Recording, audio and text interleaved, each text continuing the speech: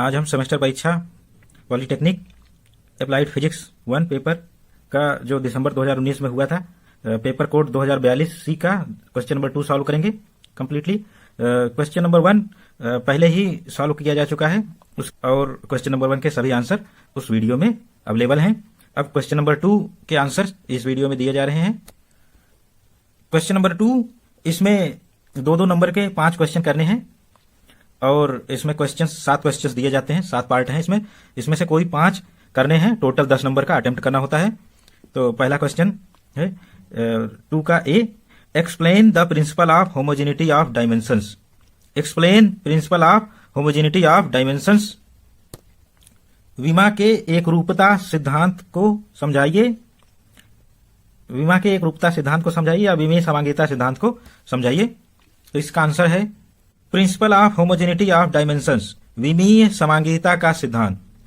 तो विमीय समांगिता सिद्धांत के अनुसार इन एनी फिजिकल इक्वेशन, किसी भी भौतिक समीकरण में in any physical equation dimensional formula और dimensions of left side of equation must be equal to dimensional formula of right side.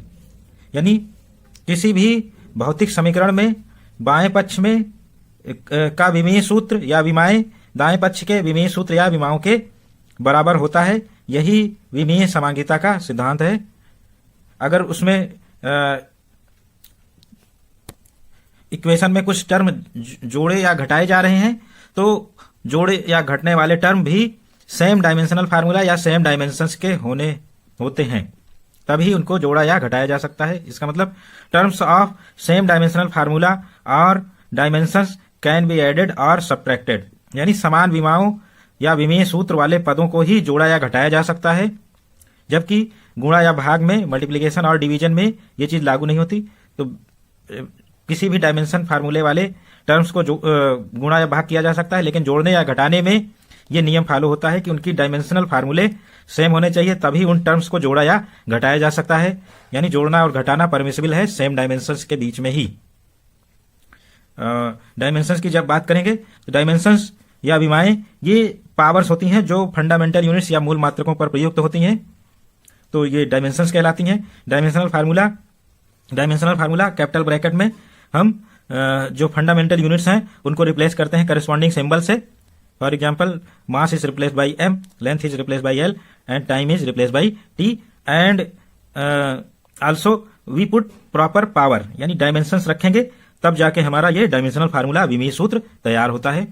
इस तरह से ये विमीय समांगिता का सिद्धांत है। इसके बारे में सारा कुछ बताया गया। इसमें केवल विमीय समांगिता सिद्धांत को ही समझाना था, तो हम विमीय समांगिता के सिद्धांत को समझा देंगे। किसी भी भौतिक समीकरण में जो 2 साइड्स हैं, लेफ्ट साइड और राइट साइड, इनके जो डायमेंशनल फार्मूला हैं वो दोनों साइड में एग्जैक्टली बराबर होने चाहिए, सेम होने चाहिए। यही विमीय समांगिता का सिद्धांत है, principle of homogeneity of dimensions. Second question 2 का बी, घूर्णन गति करते हुए गोले की संपूर्ण गतिज ऊर्जा का सूत्र लिखिए। घूर्णन गति करते हुए गोले के संपूर्ण गतिज ऊर्जा का सूत्र लिखिए। क्षैतिज तल के लिए, सेकंड ऑप्शन अवनत तल के लिए। यानी write the dimensional formula for total kinetic energy of sphere rolling on horizontal plane and inclined plane. इस क्वेश्चन का आंसर है 2 का बी सॉल्व किया जा रहा है। Formula for total kinetic energy of rolling sphere on horizontal plane. Total kinetic energy, ये 2 kinetic energy का सम होता है, लीनियर काइनेटिक एनर्जी एंड यानी रेखीय गतिज ऊर्जा, और रोटेशनल काइनेटिक एनर्जी यानी घूर्णन गतिज ऊर्जा। इन दोनों का सम है। तो स्फीयर चूंकि रोटेशनल मोशन के साथ साथ लीनियर मोशन भी कर रहा है, इसलिए हॉरिजॉन्टल प्लेन में पहले सॉल्व करेंगे हम। तो हॉरिजॉन्टल प्लेन में लीनियर मोशन से linear kinetic energy half mv² होती है एंड रोटेशनल मोशन से rotational kinetic energy half I⍵², जहां पर I मोमेंट ऑफ इनर्शिया है। तो इसकी वैल्यू रखेंगे सॉलिड स्फीयर, हमारे सॉलिड स्फीयर के लिए ये 2/5 mr² होती है। इसकी वैल्यू पुट करेंगे और v = r⍵ फार्मूले से v² = r², ω², इन सब वैल्यूज को पुट करेंगे तो हमारी जो काइनेटिक एनर्जी फाइनली आ गई ये 7/10 mr² ω²। ये हॉरिजॉन्टल प्लेन यानी क्षैतिज तल पर लुढ़कते स्फीयर या गोले के लिए टोटल काइनेटिक एनर्जी, कुल गतिज ऊर्जा का फार्मूला होता है 7/10 mr² ओमेगा स्क्वायर या 7/10 mv²। Rotational kinetic energy, total kinetic energy और कुल गतिज ऊर्जा फॉर इंक्लाइंड प्लेन, अवनत तल के लिए ये किया जाएगा। इंक्लाइंड प्लेन है तो इसकी कुछ हाइट है और इस प्लेन की लेंथ है, और ये थीटा हमारा एंगल हो गया इस प्लेन का। तो ये लेंथ इंक्लाइंड प्लेन की l है, हाइट h है और एंगल थीटा है। तो h इक्वल टू h की वैल्यू निकालेंगे l sine theta, h equal to l sine theta. And highest point पर हमारी जो पोटेंशियल एनर्जी होगी स्फीयर की वो होगी mgh, मास स्मॉल m लिख दिया गया, कैपिटल M ही है, capital mgh। And kinetic energy, potential energy इस पर निकाल लिया, तो हमें kinetic energy at lowest point ये निकालनी पड़ेगी, तभी हमारी टोटल काइनेटिक एनर्जी मिलेगी। तो लोएस्ट पॉइंट पर वही काइनेटिक एनर्जी होगी जो इसकी पोटेंशियल एनर्जी हाईएस्ट पॉइंट पर है। तो यही आएगा k equal to half mv² plus half i omega square equal to 7/10 mr² omega square, और ये इक्वल होगा पोटेंशियल एनर्जी के mgh। एंड mgh से h की वैल्यू रखेंगे l साइन थीटा, तो ये हमारी total kinetic energy mgl sine theta ये आएगी लोएस्ट पॉइंट पर। जब ये नीचे पहुंच जाएगा तो यहां पर kinetic energy mgl sine theta आएगी। अगर मिडिल में किसी पॉइंट पर पूछा जाए तो l की वैल्यू जो भी आए, जितनी डिस्टेंस ट्रेवल करेगा उतनी ही उसकी यहां वैल्यू रखेंगे l की, और काइनेटिक एनर्जी हमारी आ जाएगी। तो ये आंसर है। इसको दूसरे मेथड से भी लगा सकते हैं। दूसरा मेथड क्या है, लुढ़कने के लिए एक्सेलरेशन कितना होता है ये जानते हैं। रोलिंग के लिए a equal to g sine theta upon 1 plus i upon mr²। तो इसमें i की वैल्यू रखेंगे 2/5 mr², जो सॉलिड स्फीयर का होता है, उसको रखने पर mr² कट जाएंगे, कैंसिल हो जाएंगे, और ये 5/7 g साइन थीटा। इस एक्सेलरेशन से स्फीयर नीचे की ओर आ रहा है, तो इसमें हम गति के तीसरे equation, third equation of motion v² equal to u² plus 2as से सॉल्व करेंगे। v² equal to u², initially velocity 0 थी, 0 plus 2 acceleration 5/7 g sine theta, and total distance travelled by sphere is l। v² equal to 10/7 gl sine theta, और इसकी value रखेंगे हम k equal to 7/10 mv²। इसमें रखेंगे v² की value, और फिर 7/10 सब कट जाएंगे, तो mgl साइन थीटा ये सीधे सीधे काइनेटिक एनर्जी हमारी एट लोएस्ट पॉइंट ये आ जाएगी। टोटल काइनेटिक एनर्जी का फार्मूला है। नेक्स्ट पार्ट 2 का सी, क्वेश्चन 2 का सी है, derive the relation between linear acceleration and angular acceleration. Derive the relation between linear acceleration and angular acceleration. रेखीय त्वरण तथा कोणीय त्वरण के बीच के संबंध का निगमन कीजिए। रेखीय तथा कोणीय त्वरण के बीच के संबंध का निगमन कीजिए, यानी स्टेब्लिश करना है। Relation between linear acceleration A and angular acceleration alpha. रेखीय त्वरण तथा कोणीय त्वरण में संबंध, इसके डेरिवेशन के लिए हम जानते हैं, वी नो दैट अल्फा कोणीय त्वरण alpha equal to d omega by d t, इसको सीधे लिख लेंगे। And also we know that v equal to r omega, यानी omega equal to v upon r. ये दोनों रिलेशन हम जानते हैं, इन्हीं की मदद से हम सॉल्व करके ये रिलेशन निकालेंगे। तो अल्फा इक्वल टू ओमेगा की वैल्यू रखेंगे v upon r d by d t, और फिर इस डिफरेंशिएशन करेंगे। आर की वैल्यू कांस्टेंट होती है, रेडियस, तो इसलिए बाहर निकाल लेंगे डीवी बाई डी टी, और ये लीनियर वेलोसिटी लीनियर एक्सेलरेशन होता है। तो alpha equal to 1 upon r a, या a equal to r alpha, ये डेरिवेशन हो गया लीनियर एंड एंगुलर एक्सेलरेशन के बीच में। तो यही रिक्वायर्ड रिलेशन था। बढ़ते हैं नेक्स्ट पार्ट डी। एक 20 या 20 किलोग्राम द्रव्यमान का कण 2000 चक्कर प्रति मिनट की दर से 0.2 मीटर व्यास के वृत्त के परितः चक्कर लगा रहा है। इसके घूर्णन अक्ष के परितः जड़त्व घूर्ण ज्ञात कीजिए। Calculate moment of inertia. A particle of mass 20 kg is rotating at rate of 2000 rotations per minute along circle of diameter 0.2 meter. Calculate its moment of inertia about axis of rotation. तो यहाँ खास बात है कि particle दिया हुआ है, तो पार्टिकल के लिए मोमेंट ऑफ इनर्शिया mr² सीधे प्रयोग कर सकते हैं। तो आंसर देखें, moment of inertia of particle calculate करना है। तो गिवन दैट दिया गया है मास ऑफ पार्टिकल, कण का द्रव्यमान 20 kg and speed of rotation 2000 rotation पर मिनट। ये मोमेंट ऑफ इनर्शिया के डेरिवेशन में कोई रोल नहीं प्ले करेगा, इसलिए इसका जिक्र अभी नहीं करेंगे। तो डायमीटर व्यास जिस सर्किल का जिसमें वो चक्कर लगा रहा है 0.2 मीटर, तो डायमीटर को रेडियस में बदल देंगे। तो 2 से डिवाइड कर देंगे। रेडियस इज त्रिज्या 0.1 metre and moment of inertia easily calculate कर सकते हैं। पार्टिकल का मास दिया हुआ है, रेडियस दी हुई है सर्कुलर पाथ की, तो हम moment of inertia of particle कण का जड़त्व गुण I = mr² होता है 20 × 0.1 का स्क्वायर और ये 0.2 kg metre square moment of inertia easily calculate हो गया। बाई चांस इसमें अगर ओमेगा निकालने के लिए दिया जाए तो ओमेगा के डेरिवेशन निकालने के लिए हम ये रोटेशंस पर मिनट का सहारा लेंगे। रोटेशंस पर मिनट को हम रोटेशंस पर सेकंड यानी चक्कर प्रति सेकंड में कन्वर्ट करेंगे 60 से भाग देकर, क्योंकि मिनट को सेकंड में बदलेंगे 60 आता है, 60 से भाग देंगे तो रोटेशन पर सेकंड आएगा और ये रोटेशन पर सेकंड हमारी फ्रीक्वेंसी होती है, आवृत्ति। और फिर इसमें 2 पाई से मल्टीप्लाई करेंगे, ओमेगा = 2πn, तो 100/3 इसको 2 पाई से मल्टीप्लाई किया 200π/3 रेडियन पर सेकंड, ये कोणीय वेग एंगुलर वेलोसिटी आ गया। चाहे तो इसकी काइनेटिक एनर्जी अब कैलकुलेट कर सकते हैं हम, रोटेशनल काइनेटिक एनर्जी ½ I⍵², इससे कैलकुलेट हो जाएगी। एंगुलर मोमेंटम J = I⍵ से कैलकुलेट हो जाएगा एंड लीनियर वेलोसिटी भी कैलकुलेट हो जाएगी। V = R⍵ से, R ये है, ओमेगा ये है, तो इसलिए लीनियर वेलोसिटी कैलकुलेट हो जाएगी। एंड अगर पार्टिकल 2 का ही write Kepler's laws of planetary motion, write Kepler's laws of planetary motion, ग्रहों की गति के लिए केपलर के नियम लिखिए। केपलर के नियम, ग्रहों की गति के लिए केपलर ने 3 नियम दिए हैं, केपलर्स लॉज 3 नियम। पहला नियम लॉ ऑफ ऑर्बिट्स यानी कक्षा का नियम, पहला नियम है केपलर का नियम, लॉ ऑफ ऑर्बिट कक्षा का नियम। तो कक्षा का नियम ये है, each planet revolves around sun in elliptical orbit and sun is situated at any one of the foci. प्रत्येक ग्रह सूर्य के चारों ओर दीर्घवृत्ताकार कक्षा में चक्कर लगाता है तथा सूर्य उसके किसी एक फोकस पर स्थित होता है। तो यानी लॉ ऑफ ऑर्बिट, ऑर्बिट का शेप डिफाइन करता है। सारी ऑर्बिट्स इलिप्टिकल ऑर्बिट्स होंगी, दीर्घवृत्ताकार कक्षाएं, और जो सन है हमारा वो किसी एक फोकस पर स्थित होगा, चाहे F' पर हो चाहे F पर। एक बार ऑर्बिट का शेप फिक्स हो गया तो प्लैनेट सदैव इसी ऑर्बिट में चक्कर लगाएगा जब तक कि प्लैनेट पर कोई बाह्य बल और ना लग जाए। तो इस तरह से हमारा जो लॉ ऑफ ऑर्बिट है वो ऑर्बिट के शेप को डिफाइन करता है। हमेशा जो प्लैनेट होगा वो इलिप्टिकल ऑर्बिट में ही चक्कर लगाएगा और सन किसी एक फोकस पर स्थित होगा। तो ये केपलर का पहला नियम हो गया, फर्स्ट लॉ केपलर का। सेकंड लॉ की ओर चलते हैं, केपलर का ग्रहों की गति संबंधी दूसरा नियम, लॉ ऑफ एरियल स्पीड, कक्षीय चाल का नियम।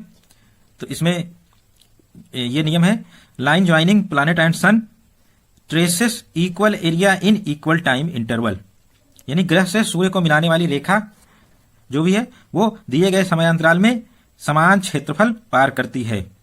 वो हमेशा दिए गए समयांतराल में, टाइम इंटरवल में हमेशा समान क्षेत्रफल, इक्वल एरिया हमेशा पार करेगी। तो ये इस तरह से areal speed of planet is constant, ग्रह की सभी ग्रहों की क्षेत्रीय चाल नियत रहती है। तो ये सेकंड लॉ ऑफ केपलर हो गया। अब आते हैं केपलर के तीसरे नियम पर, थर्ड लॉ ऑफ पीरियड, परिक्रमण का नियम। लॉ ऑफ पीरियड है, square of time of revolution of planet is proportional to third power of average value of distance between sun and planet, यानी ग्रह के परिक्रमण काल का वर्ग सूर्य से ग्रह की औसत दूरी के तृतीय घात के अनुक्रमानुपाती होता है। तो ग्रह के परिक्रमण काल का वर्ग T² इज प्रोपोर्शनल टू ग्रह से सूर्य के बीच की औसत दूरी के तृतीय घात क्यूब के अनुक्रमानुपाती होता है। तो प्रोपोर्शनल कर देंगे, T² is proportional to R³ and equality sign लाने के लिए हम T² = KR³, के कोई कांस्टेंट है जिसकी वैल्यू इस फार्मूले से निर्धारित है, 4π² K = GMS, mass of sun, universal gravitational constant. तो ये इस तरह से हमारा K कांस्टेंट होता है। अगर 2 प्लैनेट्स की बात की जाए तो फॉर 2 प्लैनेट्स T1/T2 का स्क्वायर = R1/R2 का क्यूब। तो ये फार्मूला टाइम पीरियड यानी पीरियड ऑफ रिवोल्यूशन और डिस्टेंस के बीच में है। इस फार्मूला का प्रयोग 2 ग्रहों के लिए कर सकते हैं। इस पर न्यूमेरिकल आ सकता है, तो इसकी भी तैयारी कर लेंगे। नेक्स्ट क्वेश्चन, पृथ्वी पर पलायन वेग की गणना कीजिए। पृथ्वी पर पलायन वेग के मान की गणना कीजिए। G = 9.8 मीटर पर सेकेंड, RE = 6400 किमी। Calculate the value of escape velocity on earth surface. Calculate the value of escape velocity on earth surface g equal to 9.8 metre पर सेकंड स्क्वायर, आर ई यानी radius of earth is 6400 kilometre. Answer है escape velocity on earth surface पृथ्वी तल पर पलायन वेग formula v e equal to square root of 2GRE, यानी किसी भी वस्तु को हम अर्थ सरफेस के लंबवत, ये अर्थ सरफेस हो गया, इसके लंबवत ऊर्ध्वाधर दिशा में कितने वेग से फेंकें कि वस्तु पृथ्वी के गुरुत्वीय क्षेत्र से बाहर निकल जाए, तो वो कहलाती है इसके वेलोसिटी पलायन वेग, और उस वेग की का सूत्र होता है √2GRE और इसका पूरा स्क्वायर रूट। तो इसमें वैल्यूज रखेंगे 9.8 इंटू 6.4 इंटू 10⁻⁶, और इसका स्क्वायर रूट लेंगे। यहाँ रेडियस ऑफ अर्थ किलोमीटर में दी थी, इसको मीटर में बदल दिया गया 6.4 इंटू 10⁻⁶ किलोमीटर, और वही लिखा गया 10⁻⁶ मीटर, किलोमीटर नहीं।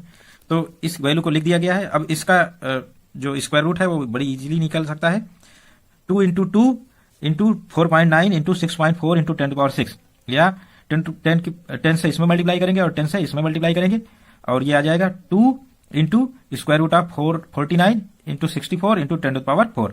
2 10 हमने बाहर निकाले, इसमें डाले, इसलिए 10⁻⁶ 10⁻⁴ में बदल गया। और इस तरह से हम स्क्वायर रूट निकाल लेंगे 2 इंटू 7 इंटू 8 इंटू 10⁻², और ये मल्टीप्लाई करेंगे 112 इंटू 10⁻² मीटर पर सेकंड, यानी 11.2 किलोमीटर पर सेकंड हमारा ये escape velocity on earth surface आ गया। नेक्स्ट पार्ट 2 का लास्ट पार्ट है जी, define coefficient of thermal conductivity and write its unit. ऊष्मा चालकता गुणांक को परिभाषित कीजिए एवं इसके मात्रक को लिखिए। ऊष्मा चालकता गुणांक को परिभाषित कीजिए एवं इसके मात्रक को लिखिए। आंसर है, इसकी डेफिनेशन लिखनी है, थोड़ा इसको समझ के लिखेंगे।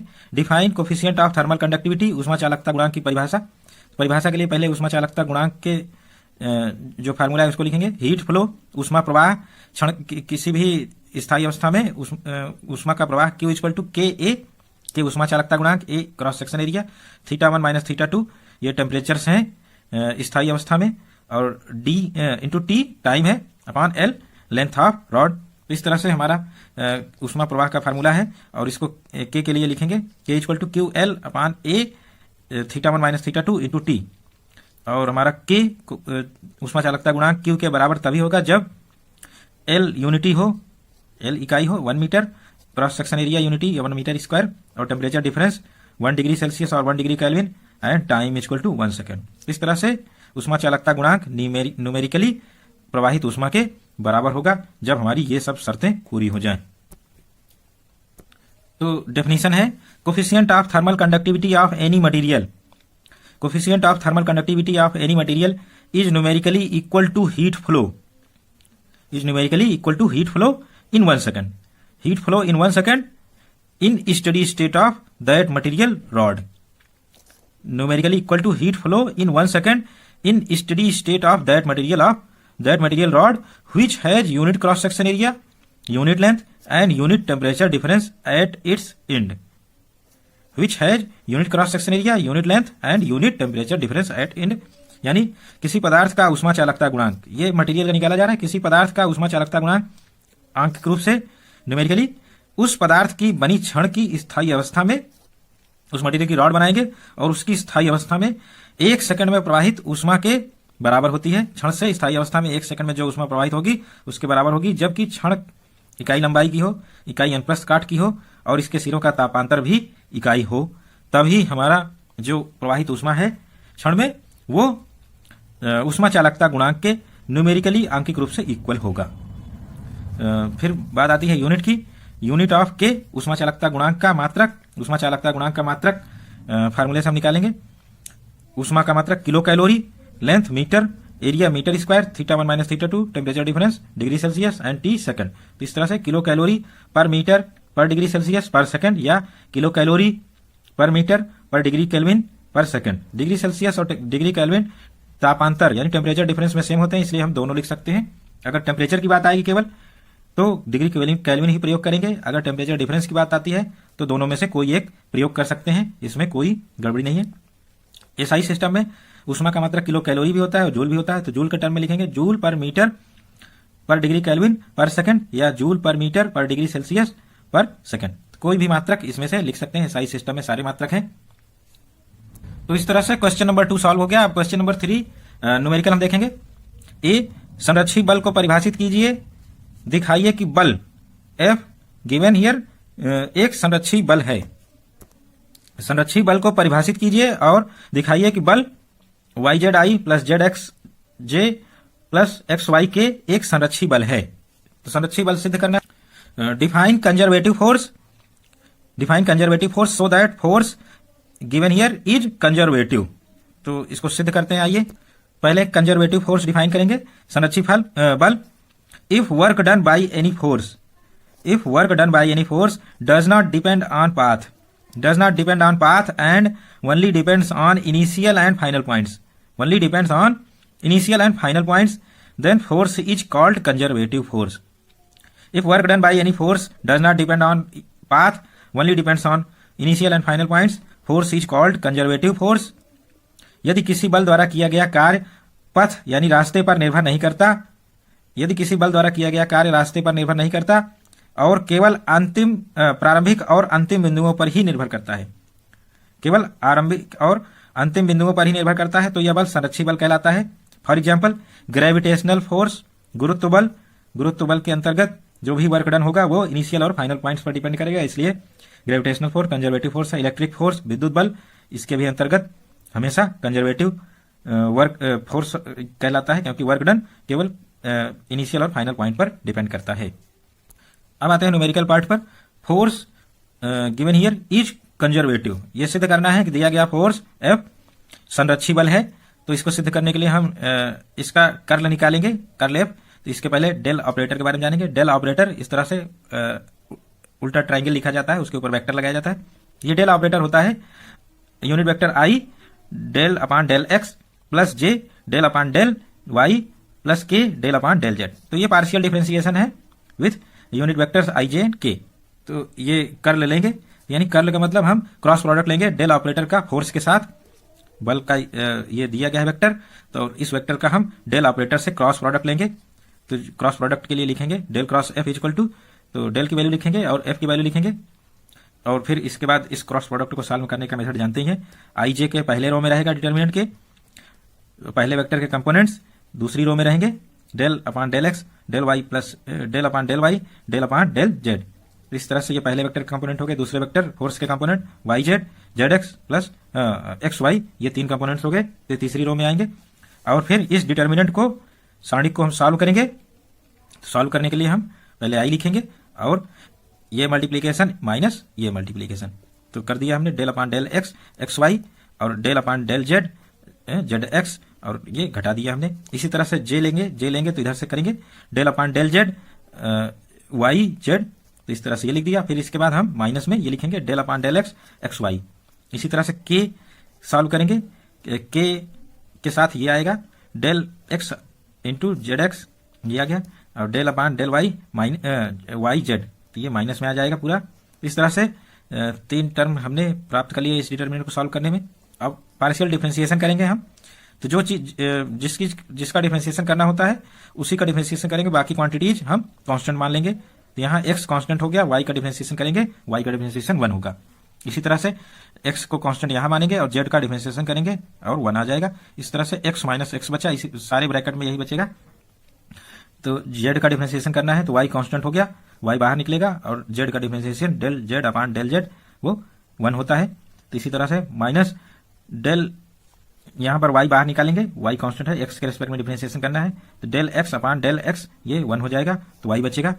और इसमें z को बाहर निकालेंगे, x का डिफरेंशिएशन करना है, तो इसलिए z को कांस्टेंट लेंगे और बाहर निकालेंगे, और x का डिफरेंशिएशन 1 हो गया। इसी तरह से यहाँ पर z को बाहर निकालेंगे और y का डिफरेंशिएशन करेंगे और केवल z आएगा, y की वैल्यू y का डिफरेंशिएशन 1 हो गया। और देख रहे हैं सारे टर्म एक दूसरे से कैंसिल हो रहे हैं और एक जीरो वेक्टर मिल गया। तो इस तरह से जो कर्ल है डेल क्रॉस एफ, ये जीरो मिल गया, जीरो वेक्टर, और इससे यह सिद्ध होता है कि दिया गया फोर्स संरक्षी बल है, कंजर्वेटिव फोर्स है हमारा फोर्स। तो अगर डेल क्रॉस एफ एक जीरो वेक्टर आता है तो जो फोर्स दिया गया है वो संरक्षी बल है, conservative force. Del cross F non zero vector आता है तो दिया गया फोर्स नॉन कंजर्वेटिव असंरक्षी बल होता है। तो इस तरह से कंजर्वेटिव और नॉन कंजर्वेटिव फोर्स प्रूव किया जाता है। उसका डेल ऑपरेटर से क्रॉस लिया जाता है फोर्स का, और जीरो होने पर कंजर्वेटिव, नॉन जीरो होने पर। अब हम क्वेश्चन नंबर 3 का बी, ये क्वेश्चन है state and prove work energy theorem, कार्य और ऊर्जा प्रमेय का उल्लेख कीजिए तथा इसे सिद्ध कीजिए। तो वर्क एनर्जी थ्योरम को यहाँ हमें राइट करना है, स्टेटमेंट देना है और प्रूव करना है। वर्क एनर्जी थ्योरम, कार्य ऊर्जा प्रमेय, ये चैप्टर 3 का सवाल है। कार्य ऊर्जा शक्ति यानी work power and energy chapter से। तो वर्क एनर्जी थ्योरम, कार्य ऊर्जा प्रमेय, इसको सिद्ध करना है। पहले इसका स्टेटमेंट देखते हैं। If a force applied on body, work done by the force always becomes equal to change in kinetic energy of the body. Hence, delta K equal to change in kinetic energy equal to work done by the force W. किसी वस्तु पर बल लगाने पर बल द्वारा किया गया कार्य W वस्तु की गतिज ऊर्जा में परिवर्तन डेल्टा K के बराबर होता है। तो वस्तु में जितनी गतिज ऊर्जा में परिवर्तन होता है वो वस्तु पर किसी बल द्वारा किए गए कार्य के बराबर होता है। W इक्वल टू डेल्टा के यानी K2 minus K1, final kinetic energy minus initial kinetic energy. तो इसको हम प्रूव करेंगे। प्रूव 2 सेगमेंट में है। पहला, फॉर कांस्टेंट फोर्स, नियत बल के लिए। तो कांस्टेंट फोर्स के लिए पहले प्रूव करेंगे, फिर वेरिएबल फोर्स के लिए। तो कांस्टेंट फोर्स के लिए, let an object of mass small m initially moving with speed v1 is subjected to force F and acceleration A is produced due to application of this force F. Then माना m द्रव्यमान की वस्तु v1 वेग से गतिमान है, गति की दिशा में बल F लगाने से त्वरण A उत्पन्न हो जाता है। तब फोर्स लिखेंगे, फोर्स F या बल F equal to mass into acceleration, द्रव्यमान इंटू त्वरण ma. Now if after applying force object travel distance dx, if applying this force F, object travels dx distance in time dt and v2 be its final velocity. v2 is final velocity, then work done due to this force. यदि बल आरोपण से वस्तु dt समय में dx दूरी तय करती है तथा इसका वेग v2 हो जाता है, तो बल द्वारा किया गया कार्य कितना होगा? W equal to F into dx displacement. तो W equal to ma dx। Now average velocity in time dt समय में औसत वेग, चूंकि टाइम बहुत इंटरवल बहुत कम है तो dt समय में औसत वेग v1 और v2 का एवरेज ले सकते हैं, v1 प्लस v2 बाई 2।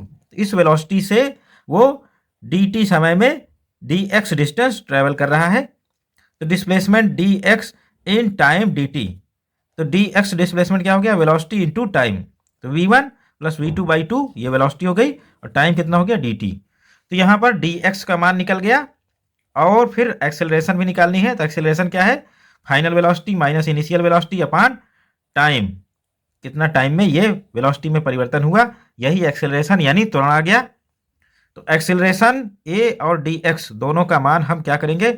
इस w के इक्वेशन में रख देंगे। तो a का मान v1 minus v2 minus v1 upon dt, और x का मान v1 plus v2 by 2 into dt। तो यहाँ पर रखने पर dt कैंसिल हो गया, और m बाई 2 यहाँ से आ गया m बाई 2, और ये क्या हो गया? v2 square minus v1 square, v2 square minus v1 square. w equal to half m v2 square minus half m v1 square. तो हम finally half m v2 square को k2 यानी फाइनल काइनेटिक एनर्जी, अंतिम गतिज ऊर्जा, half m v1 square को initial kinetic energy यानी प्रारंभिक गतिज ऊर्जा k1 लिखेंगे। तो W equal to K2 minus K1 या W equal to delta K change in kinetic energy, यही प्रूव करना था। अब हम इसको, जो हमारा थ्योरम है, इसको हमने कांस्टेंट फोर्स के लिए प्रूव कर दिया। अब वेरिएबल फोर्स के लिए यानी परिवर्ती बल के लिए सॉल्व करेंगे या प्रूव करेंगे। तो let an object of mass m is moving with initial velocity u and a force acting on body due to which acceleration a is produced. Small work done delta W in small displacement dx। माना m द्रव्यमान की वस्तु u वेग से चल रही है, बल लगने से a त्वरण से गति करने लगती है। सूक्ष्म विस्थापन dx में बल द्वारा किया गया सूक्ष्म कार्य। तो dw equal to force into displacement, force ma है और डिस्प्लेसमेंट dx है। a की वैल्यू क्या होगी, dv बाई dt यहाँ पुट करेंगे, m dv by dt into x dx। और अब हम क्या करेंगे, dt को dx के नीचे ले जाएंगे, m dv dx by dt। और dx बाई dt क्या है, वेलोसिटी, तो हम इसको लिख लेंगे mv इंटू डी। अब हम v के टर्म में इसको लिख लिए हैं, अब यहीं इंटीग्रेट करेंगे। तो इंटीग्रेट करने पर हमें टोटल वर्क मिल जाएगा, w equal to integration dw, और dw का मान mv dv रखेंगे। लिमिट्स होंगी इनिशियल वेलोसिटी u और फाइनल वेलोसिटी v। तो इनिशियल वेलोसिटी और फाइनल वेलोसिटी की लिमिट्स हो गई। अब हम इसको सॉल्व करेंगे, m इंटीग्रेशन v dv, और इसको सॉल्व करेंगे यानी v dv को इंटीग्रेट करेंगे तो इंटीग्रेशन आ जाएगा v स्क्वायर बाई 2। लिमिट्स रखने पर half m v square minus half m u square, half m v square final kinetic energy अंतिम गतिज ऊर्जा K2 हो गया, और half m u square initial kinetic energy प्रारंभिक गतिज ऊर्जा। फिर इसके बाद हम क्या करेंगे, इनके मान रखेंगे K2 minus K1, W equal to K2 minus K1 equal to delta K। यही वर्क एनर्जी थ्योरम है, कार्य ऊर्जा प्रमेय, इसी को प्रूव करना था, तो हमने दोनों केस के लिए ये प्रूव कर दिया, work energy theorem. Next part C, define viscosity and coefficient of viscosity.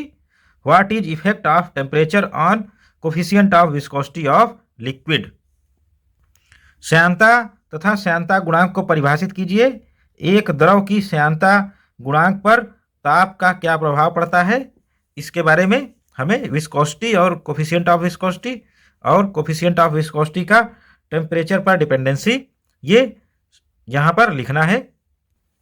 तो विस्कोसिटी क्या है, श्यानता, जब कोई लिक्विड यानी फ्लूइड फ्लो करता है तो वो डिफरेंट लेयर्स के फॉर्म में फ्लो करता है, तो इसकी विभिन्न परतें फ्लो करती हैं, और ये परतें क्या हैं, ये परतें एक दूसरे पर बल आरोपित करती हैं, यानी एक दूसरे की गति का, अपेक्षिक गति का विरोध करती हैं, एक दूसरे के रिस्पेक्ट में जो गति होती है उसका विरोध करके आगे बढ़ती हैं। तो ये जो विरोध करने वाला गुण है यही विस्कोसिटी या श्यानता कहलाता है। और इस विरोध करने में क्या होता है, एक लेयर दूसरे लेयर के ऊपर जब चल रही होती है तो वो एक अपोजिट फोर्स प्रोड्यूस होता है, यानी अपोजिट फोर्स उन दोनों लेयर्स के कांटेक्ट पर लगता है, जो कि लेयर्स के गति के विरोध में लगता है, और वो बल क्या है, श्यान बल, विस्कस फोर्स है। और ये हमारा विस्कोसिटी यानी श्यानता के कारण उत्पन्न हो रहा है। तो यानी जब भी लेयर्स हमारी एक दूसरे के ऊपर गति कर रही हैं लिक्विड्स की, तो इनकी आपेक्षिक गति का विरोध, एक लेयर दूसरी लेयर की गति का विरोध करती रहती है, और इस विरोध को ही हम श्यानता यानी विस्कोसिटी के रूप में ये परिलक्षित होता है। For stream line flow any liquid Newton deduced the viscous force F produced between two parallel layers depends upon following fact. किसी तरल के धारारेखीय प्रवाह के लिए दो समांतर परतों के मध्य कार्यकारी श्यान बल, जो कि इन लेयर्स के गति का विरोध करता है, तो न्यूटन के अनुसार निम्न तथ्यों पर आधारित है, यानी निम्न राशियों पर आधारित होता है। तो विस्कस फोर्स क्या है, directly proportional to contact area between those layers. श्यान बल उन परतों के संपर्क क्षेत्रफल के समानुपाती या अनुक्रमानुपाती होता है। F is directly proportional to velocity gradient minus delta V upon delta x. श्यान बल वेग प्रवणता के अनुक्रमानुपाती होता है, F is proportional to minus delta V upon delta x.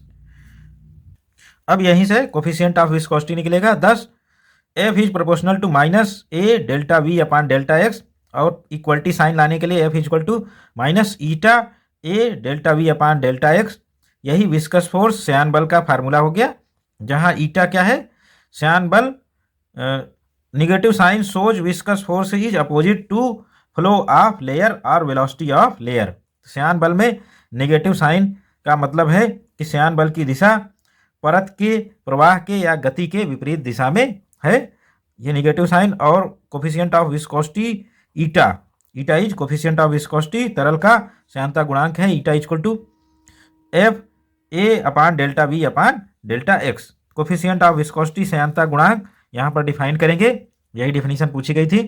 तो if A is 1 metre square and velocity gradient is delta v upon delta x is 1 पर सेकेंड, देन यदि ए 1 मीटर है स्क्वायर है और delta v upon delta x 1 पर second है तो eta equal to F.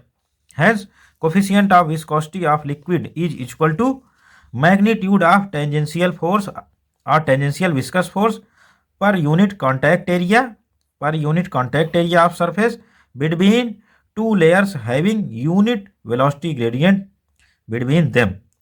अतः किसी तरल का श्यानता गुणांक उस तरल के अंदर इकाई क्षेत्रफल वाली दो परतों के मध्य कार्यरत श्यान बल है। इकाई क्षेत्रफल वाली दो परतों के मध्य कार्यरत श्यान बल है, जबकि उन परतों के मध्य इकाई वेग प्रवणता हो।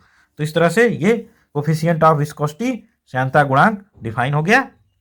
इसकी यूनिट लिखना है तो लिख सकते हैं मात्रक। Unit and dimensions of eta श्यानता गुणांक का मात्रक एवं विमीय सूत्र। तो फार्मूला तो हम लिखेंगे f upon a delta v upon delta x, ये फार्मूला हो गया। इसका unit f newton, a metre square and velocity gradient पर सेकंड या सेकंड इनवर्स, सेकंड ऊपर चला गया, न्यूटन सेकंड पर मीटर स्क्वायर, ये इसका यूनिट हो गया, या पास्कल सेकंड। तो ये यूनिट हो गए। सीजीएस सिस्टम में डाइन सेकंड पर सेंटीमीटर स्क्वायर, जिसको हम पॉइस कहते हैं, पॉइस सीजीएस सिस्टम में यूनिट हो गया। डायमेंशनल फार्मूले की बात करें तो एफ का डायमेंशनल फार्मूला लिखेंगे M L T power -2, area का डायमेंशनल फार्मूला लिखेंगे एल स्क्वायर और वेलोसिटी ग्रेडियंट का टी पावर -1। इस तरह से कोफिशिएंट ऑफ विस्कोसिटी का जो डायमेंशनल फार्मूला आ गया M L power -1 T power -1। तो इस तरह से hence dimensions of M L T in coefficient of viscosity are 1, -1 and -1 respectively. श्यानता गुणांक में एम एल टी की विमाएँ क्रमशः 1, -1 एंड -1 हैं। तो ये डायमेंशन नहीं पूछा था, हम यूनिट लिख सकते हैं। और फिर इसके बाद पूछा गया था effect of temperature on viscosity. Effect of temperature on viscosity, श्यानता पर ताप का प्रभाव, और लिक्विड्स के लिए पूछा गया था द्रवों पर। तो viscosity in fluids is due to cohesive force acting among and between them और दैट इज देयर मॉलिक्यूल्स। तो द्रवों में श्यानता का कारण उनके अणुओं के मध्य कार्य करने वाले सहसंजक बल ही हैं। तो द्रवों में श्यानता का या विस्कोसिटी का कारण क्या है? उनके अणुओं के मध्य कार्य करने वाले सहसंजक बल हैं। Due to rise in temperature of liquid, viscosity of liquid decreases. The reason for this because increase in temperature results in reduction of cohesive forces between molecules of liquid. तो द्रवों का ताप बढ़ाने पर द्रवों की श्यानता कम हो जाती है। क्यों? क्योंकि इसका कारण है ताप बढ़ाने से अणुओं की गतिज ऊर्जा बढ़ती है, इससे उनके मध्य कार्यकारी सहसंजक बल का मान कम हो जाता है और इससे द्रव की श्यानता घट जाती है। तो द्रव का ताप बढ़ाते हैं तो द्रव के अणुओं की गतिज ऊर्जा बढ़ती है, तो इससे द्रव का आयतन बढ़ जाता है। यानी रिजल्टेंट क्या मिला? द्रव के अणुओं के बीच की दूरी बढ़ गई। द्रव के अणुओं के बीच की दूरी बढ़ने से क्या हो गया? सहसंजक बलों का मान कम हो जाता है और सहसंजक बलों के मान के कम होने से द्रव की श्यानता घट जाती है। अगर यही चीज़ गैसों में पूछा जाए तो गैसों की श्यानता क्या होती है? टेम्परेचर बढ़ाने से कोहेसिव फोर्स पर कोई इफेक्ट नहीं पड़ता। कोहेसिव फोर्स, चूंकि गैस के मॉलिक्यूल बहुत दूर दूर होते हैं तो कोहेसिव फोर्स यहाँ नहीं आएंगे। क्या आएगा? गैस का टेम्परेचर बढ़ाने से गैस की जो लेयर्स हैं वो एक दूसरे में डिफ्यूज होने लगती हैं, यानी विसरित होने लगती हैं। तो डिफ्यूजन के कारण गैसों की विस्कोसिटी बढ़ जाती है। तो गैसों का तापमान बढ़ाने से गैस की एक परत दूसरी परत में विसरित या डिफ्यूज होने लगती है, जिससे गैस की श्यानता बढ़ जाती है। तो गैस का ताप बढ़ाने से श्यानता बढ़ती है, जबकि लिक्विड का यानी द्रव का ताप बढ़ाने से श्यानता घटती है। तो गैस का नहीं पूछा गया था, गैस का नहीं लिखेंगे, केवल लिक्विड का ही लिखेंगे।